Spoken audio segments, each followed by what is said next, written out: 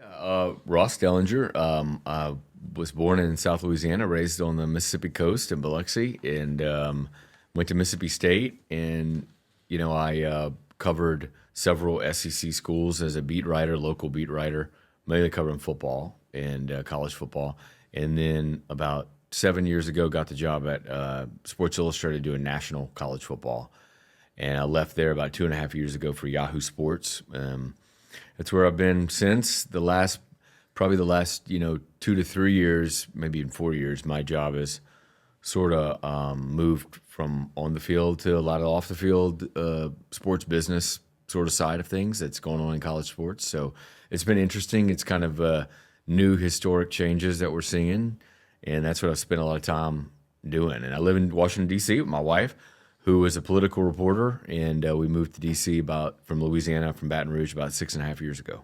Very cool. Yeah. So no longer in the South, man. No, I know. What's Yeah. funny is that I know you as like a sports writer, basically for college football, Mm-hmm. and being in DC, like you're just Yeah. doing it all. Yeah, I do a lot of. interesting. It's actually been really good. When I moved from Baton Rouge to DC 6.5 years ago, I didn't think this was probably going to be a great move location-wise for somebody that covers college football.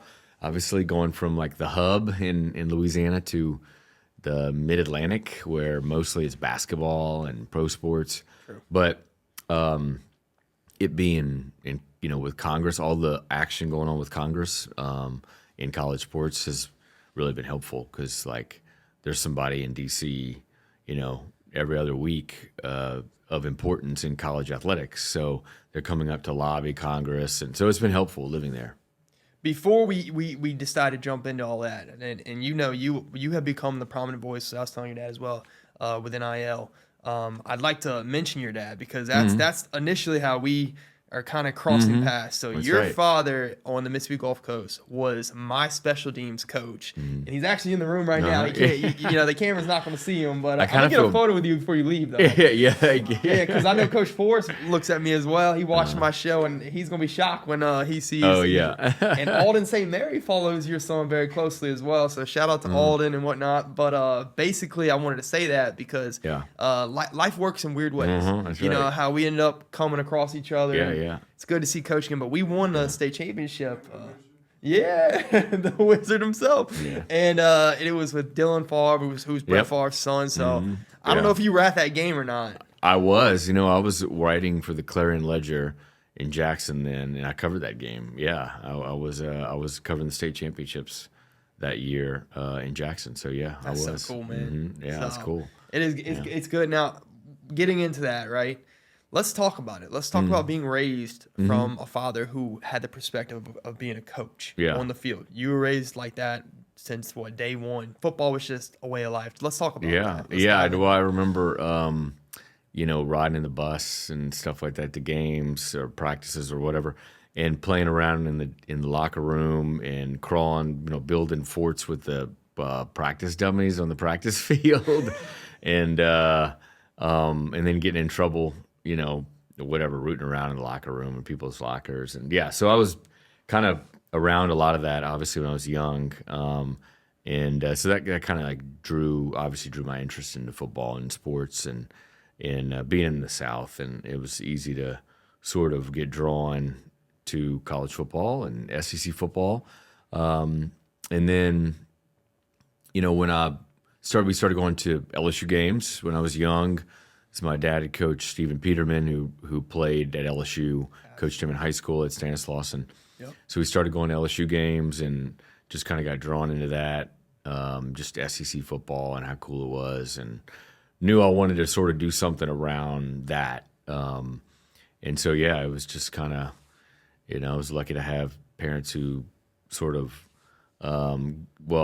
paid a lot of money probably at the time, especially for me to go to college. Right. And get an education. I don't know how much of that education I'm using right now, but it was important to go there and Right. get an education. And when I was in school, I learned a lot more outside of the classroom, doing internships and part-time jobs and stuff like that, writing and reporting and all that. I can remember my freshman year at Mississippi State. Went to Mississippi State, and my freshman year, that was 2002. So there was no social media or anything like that. Like the internet was just sort of coming about. And Gene's page, which was like the rival site, I believe, or the scout site that covered Mississippi State recruiting. And they sent me to a high school game to go record with an old school like camcorder. So I was sitting in the game on the top of the bleachers recording, high school football. That's kind of like how it started. Which is exactly how I found you, and I'm gonna steer you into it because I want to respect your time. NIL. Yeah. It seems like this is your hot spot right now, where like it's everyone and their mom is contacting you trying to get a different. Hey man, where the f are we going with this? You know what I'm saying? But let's be more recent with it, right? You see Kurt Signetti winning. You see what he's doing with his team. What is it? The oldest roster in like the NCAA, pretty much. Yeah, one of them. Yeah, they're certainly like top 3 or 4 oldest. Yeah, but not the most expensive. No, they. I don't think they're up there with, the Ohio States and Texas and all that. I don't think they're up there that high. What does that say to you now, though? Well, you know what? It says that it's, it's more than just about money, right? What you kind of who you spend it on, that's important. And coaching is still really important, and scouting and the cohesion of a staff and a roster and a culture on a team. I think it says a lot that they've lost very few staff members and very few players from in his 2 years there. They've just lost very few guys. And I think part of that is sort of the culture that he's built there. And I visited there last November of 24. So his first season when they were undefeated. They had not lost a game yet. They were probably going to play Ohio State like the next week when they ended up losing that game. Yep. But I spent some time with him and in the team, and you could just kind of tell that they are sort of built similar to like you hear the comparison to Nick Saban a lot, and I think there's some truth to that. One thing they don't do is really beat themselves. Discipline and their technique. You saw the game against Miami. I don't know that a group. I've seen a secondary play as well in a big game. It's remarkable how they were there when the ball was like arriving perfectly. Their technique was incredible. They just played really, really well. And I think that's across the whole team. And they played discipline. I think they ranked second or third in average like number of penalties a game, and they were first, I believe, in turnover margin. So they just don't beat themselves. So if every team played that disciplined and played with that kind of technique, if some of the teams like Texas, Ohio State, who spent more money than they did, those teams would be there too, right? Yeah. So there's more than just about money. I think the coaching and the culture and all that is still really, really important. What's even scarier is the fact that you had another quote. I was reading a lot of your stuff this morning. I mean, just back-to-back articles. And your recent stuff, you were talking about Mark Cuban. And how he's like kind of bought in on this whole thing. Yeah. And if anything, that's what's getting scarier. It's the fact that you got this billionaire who's like, nah, you did this without money. You did this with just pure coaching. You got some great talent.